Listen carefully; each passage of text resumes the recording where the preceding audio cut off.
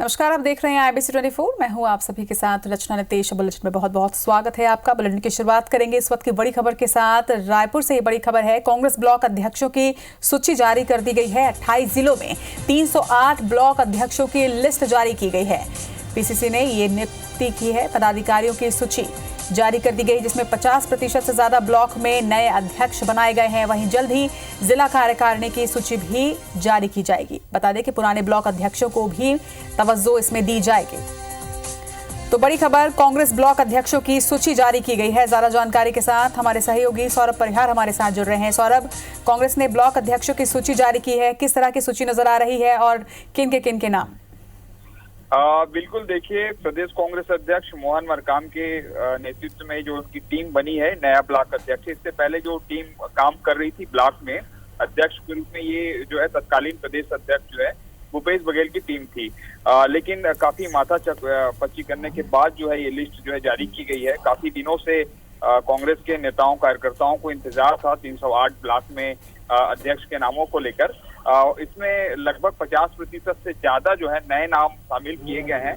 अगर पूरी सूची को अपन देखें सभी जिलों के अंतर्गत जो ब्लॉक आते हैं, तो उसमें देखने को मिलेगा कि सभी जातीय समीकरण बैठाए गए हैं। सभी जो है क्षेत्रों में अगर एसटी का जो जनसंख्या ज्यादा है तो वहाँ पर एसटी को जो है प्रमुखता से अध्यक्ष बनाया गया है। इसी तरीके से एससी है, ओबीसी है, माइनॉरिटी है और जनरल, सभी वर्गों को शामिल किया गया है।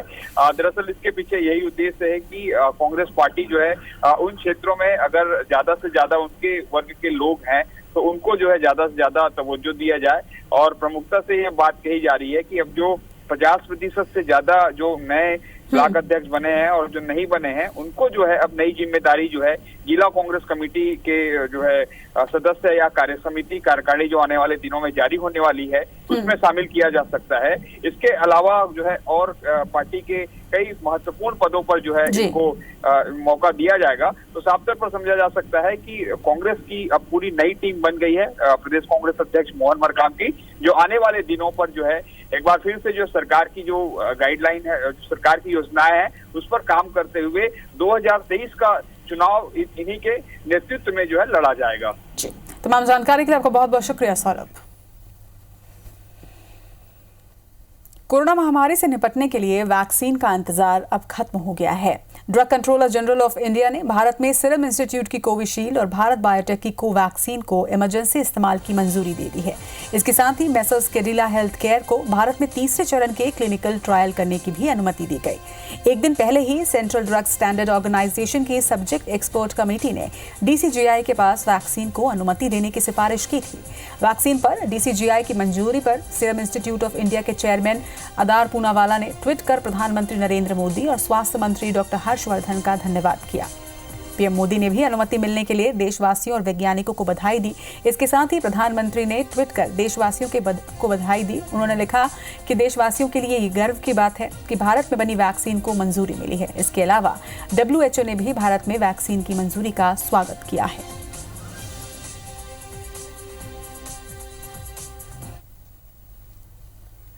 So I think it's a great day for our country, and it's a very good way to start the new year.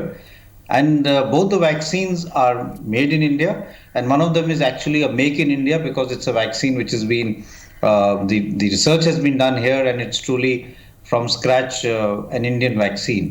At multiple levels, safety is looked at. So I don't think we should be concerned that much as far as safety is concerned. Even as far as the Bharat Biotech vaccine is concerned, it is on a traditional platform which has been used for other vaccines also. So it's been shown to be safe, and they have robust data from phase 1 and phase 2 to show that it's a safe vaccine. So we should be assured as far as safety of the vaccines are concerned. Vaccine को लेके सफलतापूर्वक dry run हुआ है और Covid के vaccine लगाने की पूरी तैयारी है। मध्य प्रदेश सरकार की है, प्रशिक्षण से लेके व्यवस्थाएं तक सब ठीक से बना दी गई। यदि सच में कोरोना वैक्सीन आई है अच्छी है तो बहुत स्वागत योग्य कदम है ये।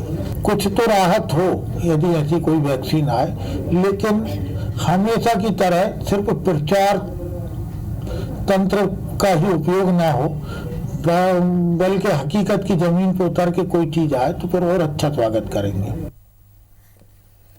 डीसीजीआई से कोविशील्ड और कोवैक्सीन टीके के आपात इस्तेमाल को मंजूरी दिए जाने को छत्तीसगढ़ के स्वास्थ्य मंत्री ने सुखद समाचार बताया है। स्वास्थ्य मंत्री टीएस सिंहदेव ने कहा कि टीकाकरण के पहले चरण के लिए प्रदेश बिल्कुल तैयार है। कोरोना की वैक्सीन आते ही टीकाकरण शुरू कर दिया जाएगा। रायपुर एम्स के निदेशक डॉक्टर नितिन नागरकर ने कहा कि जिन वैक्सीन की अनुमति मिली है उनको मल्टीपल ट्रायल के बाद ही अनुमति दी गई है। इधर मेकाहारा के Covid ICU in-charge doctor OP Sundrani का कहना है कि भारत के इन वैक्सीन को विदेशी वैक्सीन की तुलना में स्टोर करना ज्यादा आसान है। दोनों वैक्सीन को मंजूरी के बाद व्यापक टीकाकरण अभियान का रास्ता अब साफ हो गया है। 1100 टीकाकरण के लिए वैक्सीन के लिए केंद्र छत्तीसगढ़ में करीब चिन्हांकित हुए हैं सभी जिलों में, और इनमें एक दिन में 100 वैक्सीन लगने की क्षमता उनकी तैयारी रखी गई है। अलग अलग पृथक 3 कमरों में जहां पहले आएंगे वैक्सीन जिनको लगना है, जिनका नाम पहले से ही चिन्हांकित रहेगा। आज किसको लगना है ये भागदौड़ नहीं होगी कि मैं पहले आ जाऊं तो मेरे को लग जाए, वो नाम पहले से ही तय होंगे। जैसा कि ट्रायल में और जो है अभी तक की रिसर्च में सामने आया है, आपका 1 साल तक ये वैक्सीन जो है इसकी इम्यूनिटीज़ जो है वो आपका 70% तक 70 to 95% तक इसका अभी पेपर में से पता चला है। जो फॉरेन वैक्सीन है उनके लिए टेम्परेचर के रिक्वायरमेंट्स बहुत स्ट्रिक्ट है, तो शायद हम अपने रूरल एरियाज में उसको ले जाने में सक्षम नहीं हो पाते। इसमें हम आसानी से करेंगे तो ज़्यादा से ज़्यादा कवरेज मिलेगा, रूरल पॉपुलेशन भी कवर होगा, और जितना डेटा अभी है उसमें कहीं पर भी ऐसा जान जोखिम में डालने वाला एडवर्स इफेक्ट्स कहीं पर भी नहीं है। धान खरीदी पर शुरू हुई खींचतान में सियासी पलटवार दिन ब दिन बढ़ता जा रहा है। राज्य सरकार चला रही कांग्रेस पार्टी जहां अव्यवस्था के लिए केंद्र को दोष दे रही है, तो वहीं केंद्र की सत्ताधारी दल बीजेपी इसे राज्य सरकार की नाकामी बता रही है। सियासी वार पलटवार से अलग धान बेचने के लिए लाइन में खड़े किसानों की अपनी अलग परेशानी है। रायपुर में बीजेपी और कांग्रेस के दफ्तर में मीटिंग का दौर पूरे दिन चलता रहा। बीजेपी में जहां छत्तीसगढ़ के दौरे पर आए प्रदेश प्रभारी और सह प्रभारी ने यहां के नेताओं की बैठक ली, वहीं कांग्रेस में प्रदेश अध्यक्ष मोहन मरकाम ने पार्टी नेताओं संग आगे की रणनीति बनाई। दोनों ही बैठक में धान की खरीदी सबसे अहम मुद्दा रहा। कांग्रेस का आरोप है कि केंद्र सरकार धान खरीदी में अड़ंगा डाल रही है। इसके लिए कांग्रेस जिला मुख्यालयों में लोगों से बातचीत करेगी। साथ ही बीजेपी के कार्यकर्ताओं और नेताओं के आवास का घेराव भी किया जाएगा। सीएम भूपेश बघेल ने भी आरोप लगाया कि बीजेपी दुष्प्रचार कर रही है। हम तो समर्थन मूल्य पिछले साल भी खरीदे थे, इस साल भी खरीद रहे हैं। राजीव गांधी किसान न्याय योजना के तहत प्रति एकड़ 10,000 रुपया, धान उत्पादकों को 13,000 रुपया प्रति एकड़ के हिसाब से गन्ना उत्पादक को दे रहे हैं। मक्का उत्पादक किसान है उसको भी 10,000 रुपये प्रति एकड़ के हिसाब से दे रहे हैं। केंद्र सरकार ने कहा था कि हम 60 लाख मीट्रिक टन चावल हम खरीदेंगे, मगर आज अभी तक जो नागरिक आपूर्ति निगम के माध्यम से जो छत्तीसगढ़ कोटे का जो चावल खरीदा जाता है, लिया जाता है, वो अभी तक अनुमति नहीं मिला है। इससे साफ जाहिर है कि केंद्र सरकार छत्तीसगढ़ के साथ सौतेला व्यवहार कर रही है। इधर बीजेपी की प्रभारी डी पुरंदेश्वरी ने राज्य सरकार से पूछा है कि पिछले साल के कोटे में से 28 लाख मीट्रिक टन चावल अब तक एफसीआई में जमा क्यों नहीं हुआ। केंद्र की ओर से मिले 9,000 करोड़ रुपए का राज्य सरकार ने क्या किया। साथ ही ये भी बताया कि बारदाने का दायित्व राज्य सरकार का होता है, इसके लिए केंद्र पर आरोप का कोई मतलब नहीं है। पहले हम यहाँ प्रदेश सरकार के हिसाब मांग रहे कि जो 9,000 करोड़ आपको दिया गया है किसानों से ये खरीदी करने के लिए, बोरियों को उनको सप्लाई करने के लिए, उसका क्या करें आप? उसका तो हिसाब किसानों को देना है और प्रदेश के लोगों को देना है, वो नहीं दे रहे। और जब किसान अपना धान लेके जा रहा है तो 8 to 10 किलोज उसमें कम करके वो दे पाएंगे। जो धान खरीदी का इनको लक्ष्य दिया गया, जो एमओयू किया गया, आज तक ये उसको पूरा कर पाने में सफलता नहीं मिली, इनको विफल रही है सरकार। 28 लाख मीट्रिक टन चावल अभी तक नहीं दिए। बारदाने की कमी की वजह से प्रदेश के कई खरीदी केंद्र प्रभावित हुए हैं। किसानों का धान अभी बचा हुआ है। कौन सही है और कौन गलत, इससे किसानों को खास मतलब नहीं। उनको तो राहत सियासी लड़ाई के बजाय आपसी सामंजस्य के साथ बातचीत से ही मिलेगी। राजेश राज, IBC 24, रायपुर।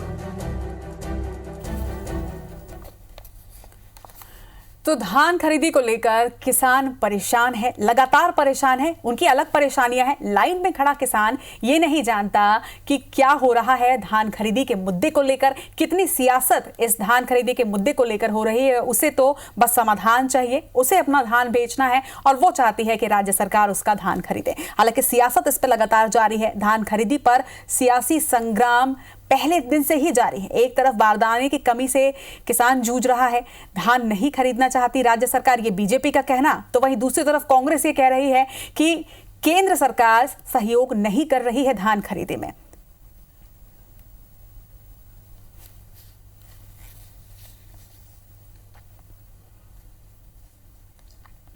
बढ़ेंगे आगे। छत्तीसगढ़ भाजपा की प्रदेश प्रभारी डी पुरंदेश्वरी और सह प्रभारी नितिन नवीन 3 दिन के दौरे पर रायपुर पहुंचे हैं। भाजपा प्रदेश कार्यालय में दोनों ने ताबड़तोड़ 3 बैठकें की। प्रदेश प्रभारी ने साफ किया कि उनके दौरे का मकसद संगठन को जमीनी स्तर पर मजबूत कर पार्टी को संगठित करना है। तो वहीं प्रदेश कार्यालय पहुंचते ही उन्होंने पार्टी के प्रदेश अध्यक्ष विष्णुदेव साय और तीनों महामंत्री भूपेंद्र सवन्ना, किरण देव और नारायण चंदेल के साथ बैठक कर संगठन की स्थिति की समीक्षा भी की। इसके तुरंत बाद जिलों और संभाग के प्रभारियों के साथ बैठक शुरू हुई। ये बैठक भी करीब 2 घंटे तक चली। बताया जा रहा है कि उन्होंने मोर्चा, प्रकोष्ठ और जिलों की अधूरी कार्यकारिणी को लेकर रिपोर्ट मांगी है। इसके साथ ही संगठन को बूथ स्तर पर मजबूत बनाने के लिए सभी प्रभारियों को निचले स्तर तक सतत मॉनिटरिंग करने के निर्देश दिए हैं। इस बैठक के बाद प्रदेश प्रभारी और सह प्रभारी ने प्रकोष्ठों के नवनियुक्त संयोजकों के साथ भी चर्चा की। बैठक में बीजेपी नेताओं ने साफ किया कि वो धान खरीदी के मुद्दे पर सरकार को घेरेंगे।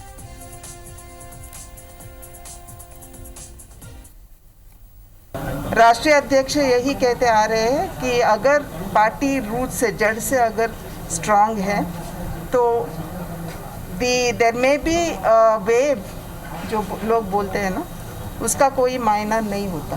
Because once you very strong, the wave में be for you, against you, फिर भी पार्टी वैसे ही स्ट्रांग रहेगा।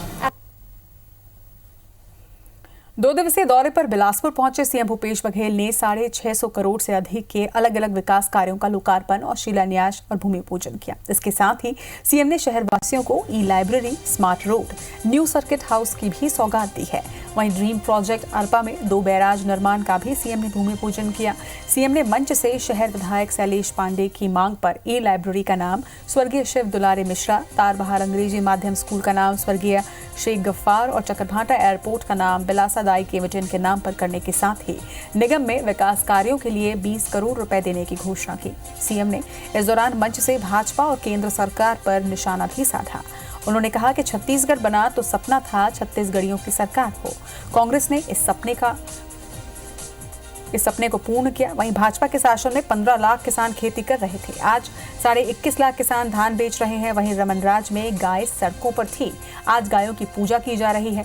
आगे उन्होंने केंद्र पर प्रहार करते हुए कहा कि केंद्र पीएम सम्मान निधि दे सकती है तो भूपेश बघेल राजीव गांधी किसान न्याय निधि क्यों नहीं दे सकते। हमने 2500 रुपए में धान खरीदी का वादा किया है, जिसे हर हाल में पूरा भी करेंगे। आज यहाँ बिलासपुर एयरपोर्ट का नाम बिलासा बाई केवटिन के नाम से भी किया गया और साथ ही गफ्फार भाई के नाम से भी एक स्कूल और जो प्रथम विधायक मिश्र जी थे उसके नाम से भी आज नामकरण हुआ है। बिलासपुर नगर के विकास के लिए 20 करोड़ रुपए की घोषणा करता हूँ। साथ ही और विभिन्न मांग हमारे साथियों ने की है, उस सबको हम लोग पूरा करेंगे। 500 करोड़ से अधिक की राशि यहाँ के विकास के लिए हम लोगों ने स्वीकृति प्रदान की, शिलान्यास और लोकार्पण हुआ है और ये सतत चलने वाली प्रक्रिया है। इधर रायगढ़ जिले के दौरे पर रहे सीएम भूपेश बघेल ने रविवार को बिलासपुर जाने से पहले एक धान खरीदी केंद्र का निरीक्षण किया। सीएम ने इस दौरान धान खरीदी केंद्र में चौपाल लगाई और किसानों से चर्चा भी की। सीएम ने किसानों से धान खरीदी में आने वाली अड़चनों, राजीव गांधी किसान न्याय योजना के फीडबैक के साथ साथ गोधन न्याय योजना के बारे में भी पूछा। इस दौरान किसानों से योजनाओं के क्रियान्वयन के संबंध में भी राय ली गई। सीएम ने इस दौरान हाथी प्रभावित संवेदनशील क्षेत्र जुनवानी में भी स्टॉप डैम का निरीक्षण किया और लोगों से बातचीत की। सीएम ने कहा कि अब तक के दौरे में प्रदेश सरकार की ज्यादातर योजनाएं धरातल पर उतरती नजर आ रही हैं। शहरी गौठान योजना भी काफी सफल हो रही है, क्योंकि अब गोधन न्याय योजना, गौठान योजना से लोग जुड़ रहे हैं। उन्होंने कहा कि हम हर मंच पर अपने कार्यकाल का हिसाब दे रहे हैं, लेकिन भाजपा ने अब तक 15 सालों के कार्यकाल का हिसाब नहीं दिया। ज़्यादा से ज़्यादा लोगों से मिले और मिल के उनकी समस्याओं के बारे में जानकारी करके उसे निदान क्या हो सकता है, तो त्वरित उसको रिलीफ मिलना चाहिए। तो ये पूरे दौरे के मूल उद्देश्य। और दूसरी बात है कि जो शासकीय योजना उसका लाभ हितग्राहियों तक पहुंच रहा है कि नहीं पहुंच पा रहा है। चाहे धान खरीदी की व्यवस्था हो, चाहे गौठान की व्यवस्था हो, चाहे अभी नरवा जो प्रोजेक्ट हम लोग देखने आए हैं तो उसका सही ढंग से बन रहा है कि नहीं बन रहा है, आने वाले समय में उसका लाभ मिलेगा नहीं मिलेगा, ये सब चीज़ों को हम लोग देख रहे हैं। 4 और 5 जनवरी को 2 दिवसीय कोरबा प्रवास पर आ रहे मुख्यमंत्री भूपेश बघेल के सभा स्थल का निरीक्षण कर कलेक्टर ने तैयारियों की जानकारी ली। सीएम 4 जनवरी को दोपहर 12:45 पर महोरा गांव के गौठान का निरीक्षण कर आजीविका संवर्धन अंतर्गत संचालित गतिविधियों का अवलोकन करेंगे। मुख्यमंत्री गौठान में आर्थिक गतिविधियों में शामिल स्व सहायता समूह की महिलाओं से मुलाकात भी करेंगे और इसके बाद वे हेलीकॉप्टर से 1:30 बजे कोरबा SCCL हेलीपैड में उतरेंगे। यहां से घंटाघर ओपन थिएटर पहुंचकर विभिन्न कार्यों का वो शिलान्यास कर आम सभा को संबोधित करेंगे। आम सभा के बाद सतरेंगा स्थित पर्यटन स्थल जाकर विकास कार्यों का अवलोकन करेंगे। मुख्यमंत्री बघेल इससे पहले CSEB गेस्ट हाउस में विभिन्न संगठन प्रमुख, समाज प्रमुखों, जनप्रतिनिधियों, युवा प्रतिनिधि मंडल और अधिकारियों से भेंट व चर्चा करेंगे। अगले दिन यानी 5 जनवरी को पाली तानाखार के पोलमी गांव पहुंचकर विधायक मोहित राम केरकेट्टा की स्वर्गीय माता को श्रद्धांजलि अर्पित करेंगे।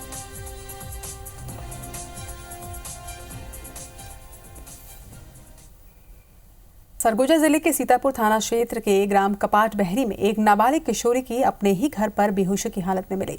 उसके शरीर पर चोट के निशान थे। नाबालिग के सिर पर धारदार हथियार से चोट के निशान भी पाए गए हैं। पूरे मामले में हैरानी की बात यह है कि किशोरी के कमरे में उसके परिजन भी सो रहे थे, लेकिन उन्हें इसकी भनक तक नहीं थी कि आखिर लड़की के साथ क्या हुआ है।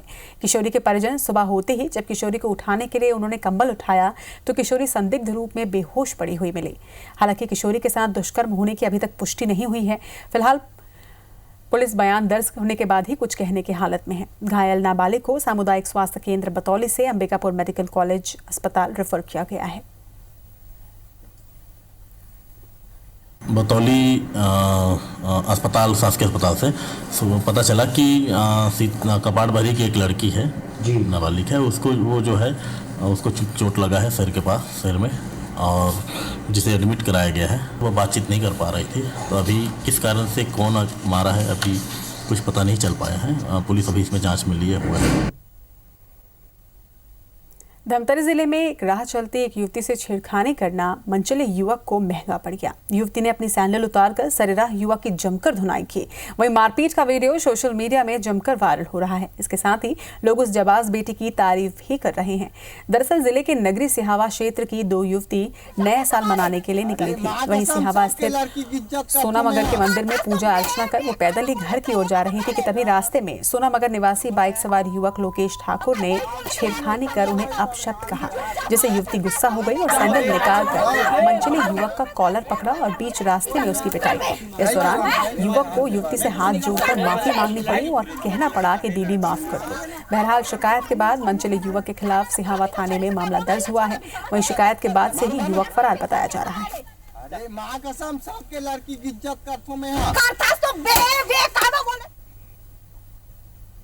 गौरला पेंड्रा मरवाही जिले में प्रधानमंत्री ग्रामीण सड़क योजना के तहत सड़कों के लिए खनन हो रहा है। इसमें दंगल बिल्डर्स द्वारा अवैध उत्खनन पर अधिकारी कार्रवाई के बजाय मूक दर्शक बने हुए हैं। ग्राम पंचायत साधवानी से लाटा तक 12 किलोमीटर सड़क निर्माण का कार्य PMGSY के तहत किया जा रहा है। भोले भाले ग्रामीणों को झांसे में रखकर उनके खेतों से लगातार अवैध उत्खनन हो रहा है। शिकायत करते हुए ग्रामीणों ने बताया कि ठेका कंपनी ने कोई भी परमिशन नहीं ली है। कंपनी कसाई बेहरा और नेवरी के खेतों से मुरम निकालकर सड़क निर्माण में लगा रही है। यहाँ JCB और पोकलेन की मदद से डंपर भरकर मुरम निकाला जा रहा है। पेंडा रोड SDM दिगेश पटेल ने शिकायत पर उचित कार्रवाई का आश्वासन तो जरूर दिया था, परंतु अब तक कोई भी कार्रवाई नहीं होने से अब ग्रामीणों में रोष व्याप्त है। तो कोई परमिशन आपने दी है क्या इनको? नहीं दिए हैं। तो फिर कैसे आपकी जमीन में उत्खनन हो रहा है? निकाल नहीं रूम का है। अच्छा। कुछ पैसे से दिए हैं आपको? नहीं दिए हैं। अभी मुझे इसकी सूचना प्राप्त हुई है और मामले की जांच करके कड़ी कार्रवाई की जाएगी।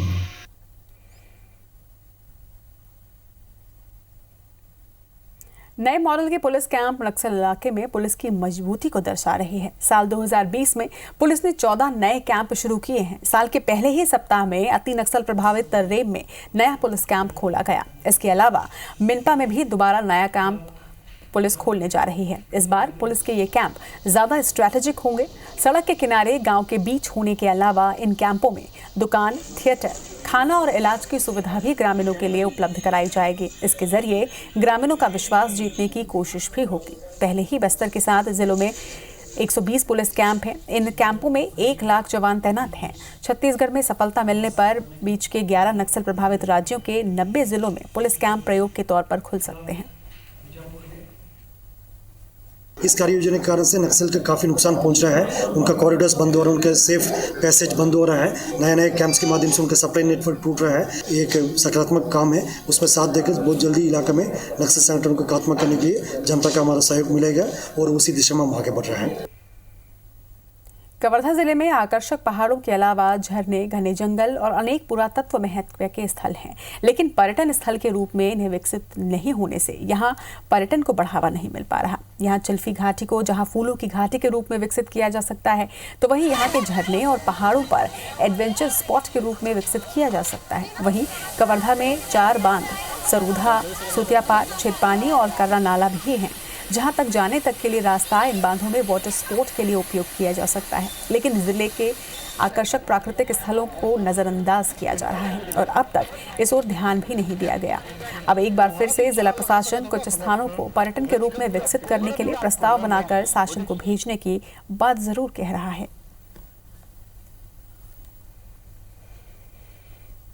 इसी के साथ इस बुलेटिन में फिलहाल इतना ही। लगातार खबरों के लिए आप देखते रहिए IBC 24। नमस्कार।